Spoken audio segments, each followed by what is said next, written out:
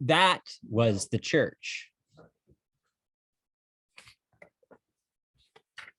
Chapter 8, The Boss. To be vested with enormous authority is a fine thing, but to have the onlooking world consent to it is a finer. The tower episode solidified my power and made it impregnable. If any were perchance disposed to be jealous and critical before that, they experienced a change of heart now. There was not anyone in the kingdom who would have considered it good judgment to meddle with my matters.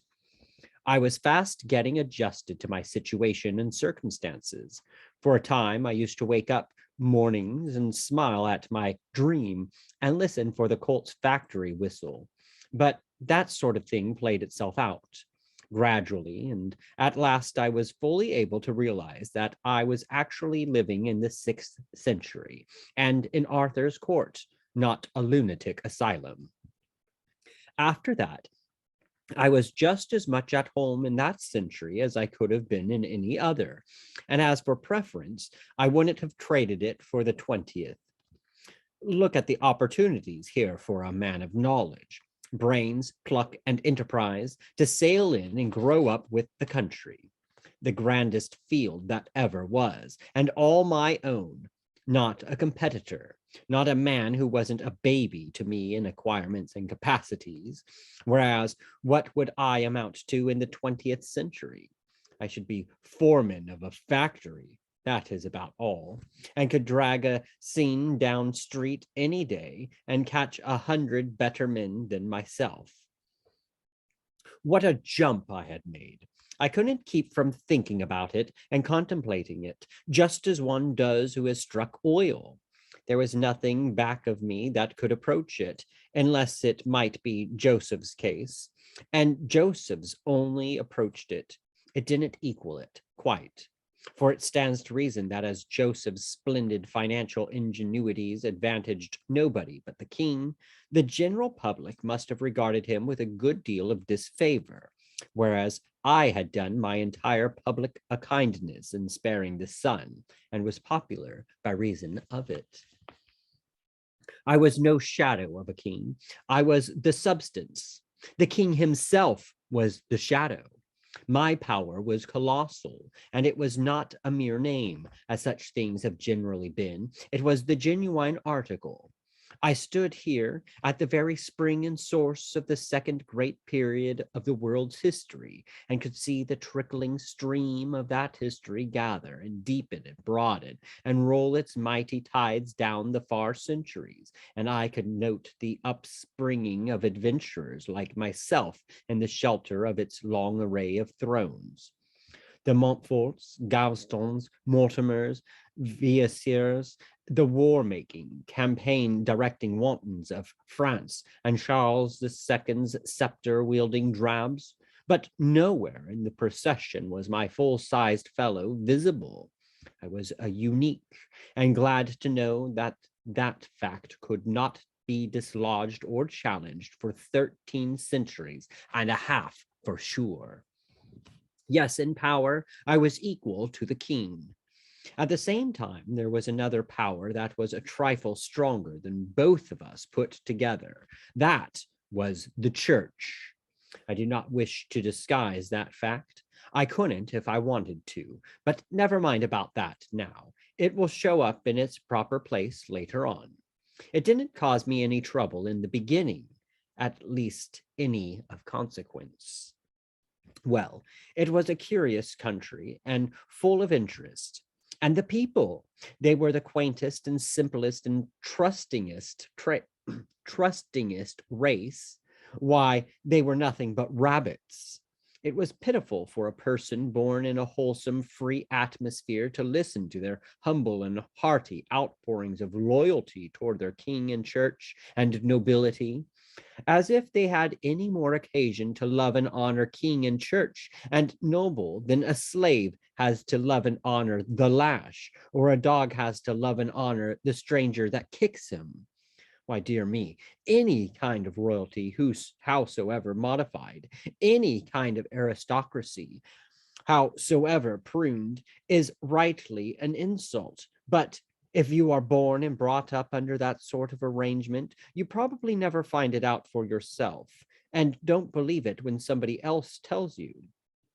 It is enough to make a body ashamed of his race to think of the sort of froth that has always occupied its thrones without shadow of right or reason, and the seventh-rate people that have always figured as its aristocracies.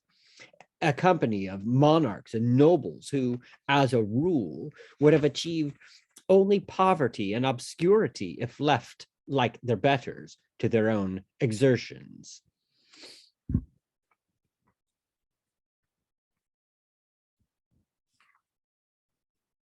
The most of King Arthur's British nation were slaves, pure and simple, and bore that name, and wore the iron collar on their necks. And the rest were slaves in fact, but without the name. They imagined themselves men and freemen and called themselves so. The truth was, the nation as a body was in the world for one object, and one only, to grovel before king and church and noble, to slave for them, sweat blood for them, starve that they might be fed, work that they might play, drink, misery to the dregs that they might be happy, go naked that they might wear silks and jewels, pay taxes that they might be spared from paying them, be familiar all their lives with the degrading language and postures of adulation that they might walk in pride and think themselves the gods of this world. And for all this, the thanks they got were cuffs and contempt. And so poor spirited were they that they took even this sort of attention as an honor. Inherited ideas are a curious thing.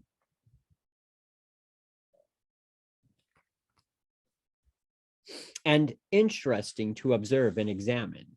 I had mine, the king and his people had theirs.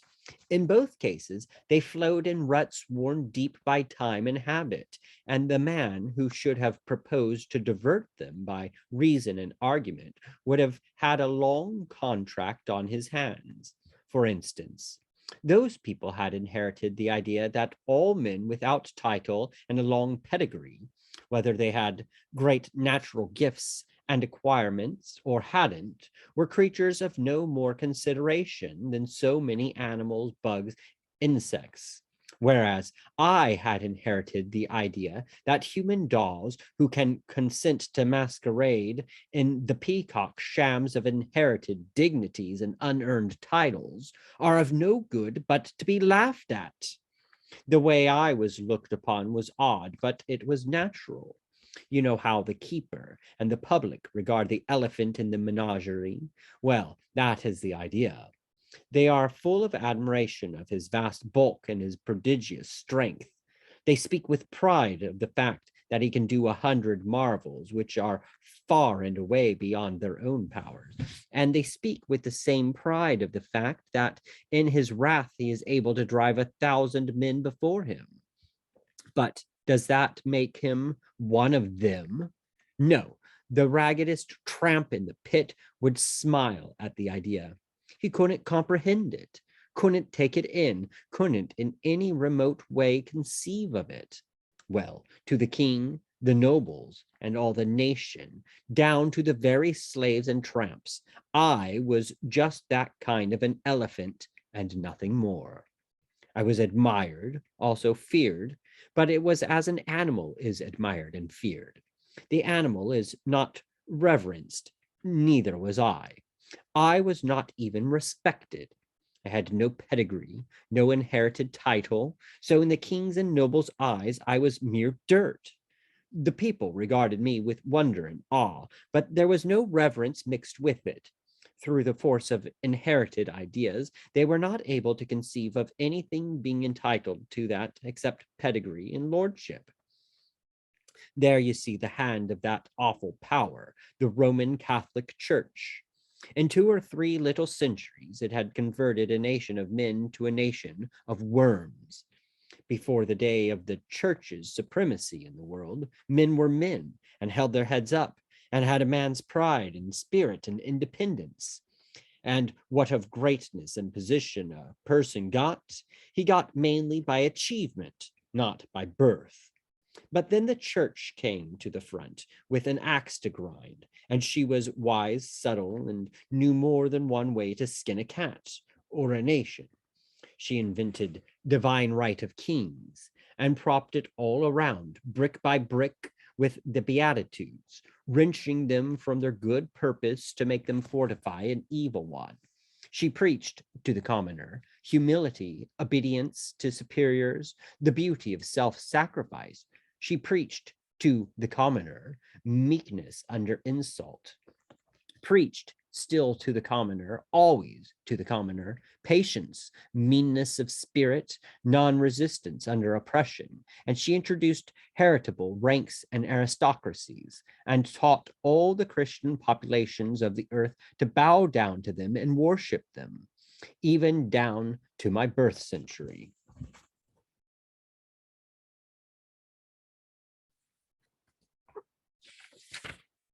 That poison was still in the blood of Christendom, and the best of English commoners was still content to see his inferiors impudently continuing to hold a number of positions, such as lordships and the throne, to which the grotesque laws of his country did not allow him to aspire. In fact, he was not merely contented with this strange condition of things, he was even able to persuade himself that he was proud of it. It seems to show that there isn't anything you can't stand if you are only born and bred to it. Of course, that taint, that reverence for rank and title, had been in our American blood too. I know that, but when I left America, it had disappeared, at least to all intents and purposes. The remnant of it was restricted to the dudes and dudesses.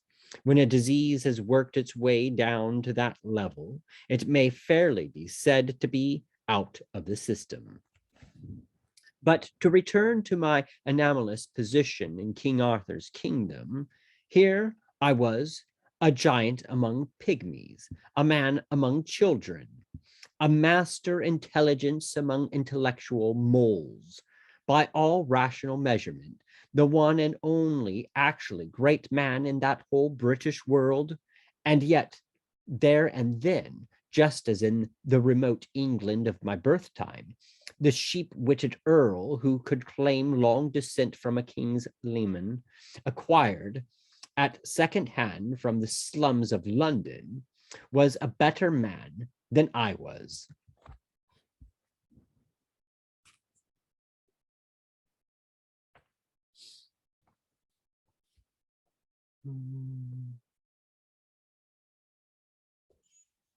Such a personage was fawned upon in Arthur's realm and reverently looked up to by everybody, even though his dispositions were as mean as his intelligence and his morals as base as his lineage.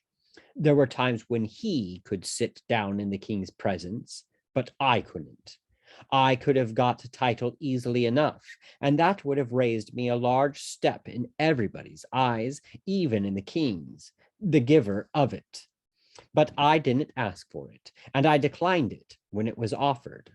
I couldn't have enjoyed such a thing with my notions, and it wouldn't have been fair anyway, because as far back as I could go, our tribe had always been short of the bar sinister. I couldn't have felt really and satisfactorily fine and proud and set up over any title except one that should have come from the nation itself, the only legitimate source.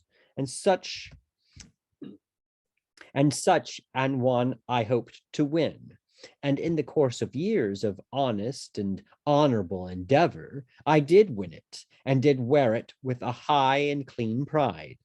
This title fell casually from the lips of a blacksmith one day in a village, was caught up as a happy thought and tossed from mouth to mouth with a laugh and an affirmative vote. In 10 days, it had swept the kingdom and was become as familiar as the king's name. I was never known by any other designation afterwards, whether in the nation's talk or in grave debate upon matters of state at the council board of the sovereign. This title, translated into modern speech, would be the boss, elected by the nation. That suited me, and it was a pretty high title. There were very few these, and I was one of them. If you spoke of the duke or the earl or the bishop, how could anybody tell which one you meant? But if you spoke of the king or the queen or the boss, it was different. Well, I liked the king, and as king, I respected him, respected the office, at least respected it as much as I was capable of respecting any unearned supremacy. But as men, I looked down upon him and his nobles privately, and he and they liked me and respected my office, but as an animal without birth or sham title. They looked down upon me and were not particularly private about it either. I didn't charge for my opinion about them, and they didn't charge for their opinion about me. The account was square, the books balanced, everybody was satisfied.